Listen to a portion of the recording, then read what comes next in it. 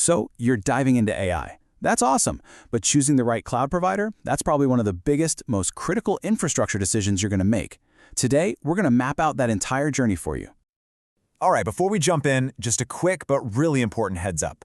What you're about to see is a high-level overview. It's all based on a very detailed report from Virtualization Options LLC, but it's meant as general guidance. This is not legal or financial advice, so you've absolutely got to talk to your own pros before making any big moves. And just so you know, we're really only scratching the surface here of what's in the full research report. Okay, ready to get into it? We've broken this whole thing down into 4 main parts.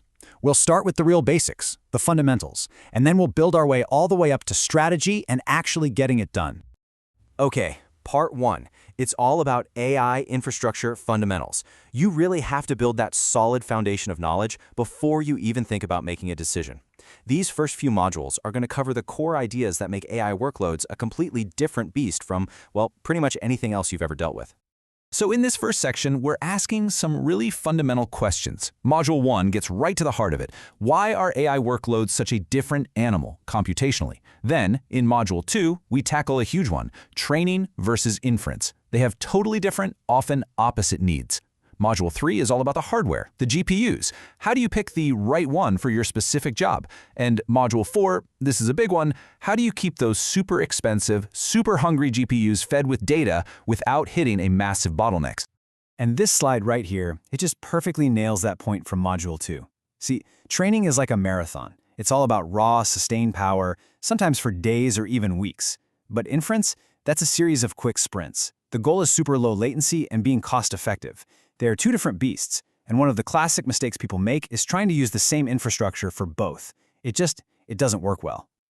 Okay, so once we've got those basics down, we move into part 2, connecting the components. This is where we start to understand how all these powerful pieces actually talk to each other, and just as importantly, what it all really costs. Yeah, this section is all about that connective tissue that can make or break your whole setup. In Module 5, we're going to look at your network. Is it actually ready for the insane amount of data that gets thrown around during distributed training? Then Module 6 unpacks the whole memory puzzle. How do you manage data moving between the super fast memory right on the GPU, that's the VRAM, and your main system RAM? And then Module 7, this is where we get into the money. We'll look at the hidden costs and the unique economics of AI. And look at this number. This is what really drives home the point from Module 7. A single training run for a big AI model can cost $1 million or more. That's why understanding the total cost of ownership, the TCO, is so critical. You have to look way beyond the sticker price per hour, or you'll get some nasty surprises on your bill. All right, on to part 3, the AI lifecycle. Here, we're going to follow the entire journey of a model, from just an idea on a developer's screen all the way to becoming a powerhouse in your production environment. So Module 8 kicks things off by looking at your dev environment. The real win here isn't just running code. It's making your data scientists as productive as possible. Then Module 9 tackles the huge leap into production. How do you scale things up so they're always available and super fast? After that, we zoom out. Module 10 looks at the physical data center itself. The power and cooling needs for this kind of hardware are extreme. And finally, Module 11 gets into strategy. When does it actually make sense to use a multi-cloud or hybrid approach for your AI stuff? That term from Module 9, model serving, it's absolutely crucial. It's not just about getting a prediction from your model. It's about building a system that can do that reliably with incredibly low latency for maybe millions of users all day, every day. That is a whole different engineering challenge. And that brings us to the final section, Part 4, Strategy and Execution. This is where we bring everything we've learned together. It's all about making that final decision and setting yourself up for success in the long run. This is really where the rubber meets the road.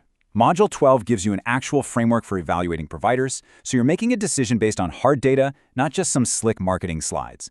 Module 13 is about let's be honest, the monumental task of migration. How do you move petabytes of data without everything grinding to a halt?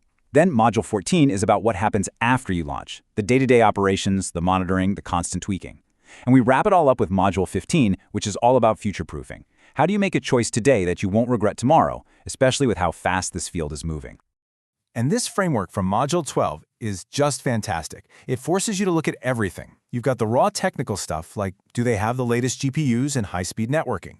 Then there's the economic side. What's the total cost, including things like data egress fees, which is what you pay to move data out of their cloud.